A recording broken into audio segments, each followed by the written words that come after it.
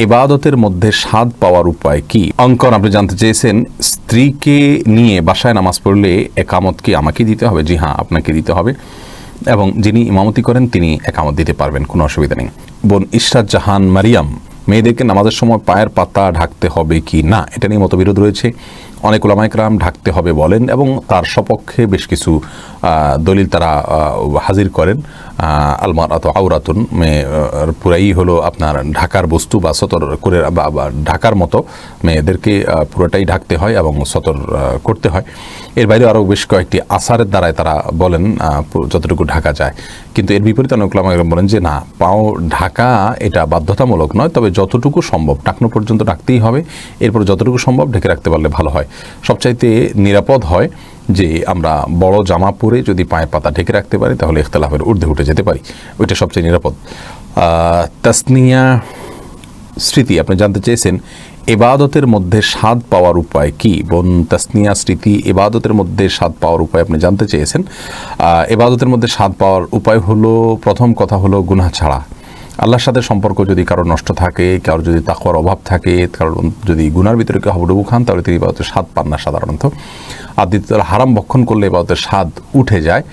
আর তৃতীয়ত হলো আমরা ইবাদতের সময় ইবাদতের আগে পরে আপনার মনোযোগ নষ্ট হওয়ার মতো কোনো কাজ যদি আমরা করি তাহলে সেক্ষেত্রে আমাদের ইবাদতের স্বাদ নষ্ট হয়ে যায়। সেই সাথে ইবাদত যদি নামাজের মতো ইবাদত হয় কথার কথা, তাহলে সেক্ষেত্রে আমরা কি বলছি তার অর্থগুলা বোঝা এটা জরুরি। যদি আমরা না বুঝি তাহলে সেক্ষেত্রে আমরা অনেক সময় স্বাদ পাই না। আল্লাহ তাআলা আমাদেরকে ইবাদতের শাহাদাত সাধন করার তৌফিক দান করুন। এরপরে ইফতেখার আলম সাগর আপনি জানতে চেয়েছেন, বাবা মা ভাই বোন একসাথে নামাজ পড়ার নিয়ম আছে কি? হ্যাঁ, একসাথে নামাজ হতে পারে, তবে যারা মেয়েরা আছেন মা এবং বোন তারা পেছনে এক কাতারে দাঁড়াবেন, সে কাতারে কোনো পুরুষ দাঁড়াবেন না, পুরুষরা সামনের কাতারে দাঁড়াবেন, মেয়েরা পিছনের কাতারে দাঁড়াবেন।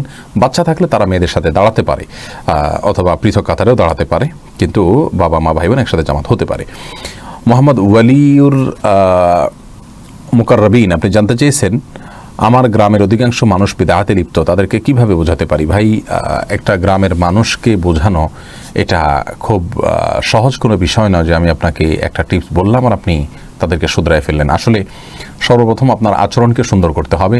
আপনি যদি মনে করেন আপনার এলাকার মানুষ বিদআতে লিপ্ত এবং সত্যি তারা হাদিস এবং কোরআন থেকে অনেক দূরে রয়েছেন এবং তারা নানা কুসংস্কারে ডুবে আছেন, তাহলে সেক্ষেত্রে আপনি প্রথম তাদের আস্থা অর্জন করার চেষ্টা করুন। আপনার ভালোবাসা দিয়ে, আপনার শ্রদ্ধা দিয়ে, আপনার উত্তম আচরণ দিয়ে তাদের সাথে, এগুলোর মাধ্যমে আপনি আগে তাদের আস্থা অর্জন করার চেষ্টা করুন। এরপরে তাদেরকে আস্তে আস্তে আল আহাম ফাল আহাম, অর্থাৎ সবচেয়ে গুরুত্বপূর্ণ বিষয়টাকে আগে টার্গেট করে একটু একটু করে বোঝানোর চেষ্টা করুন। যতটুকু তারা হজম করতে পারেন একটু একটু করে, সামান্য সামান্য করে বোঝানোর চেষ্টা করুন।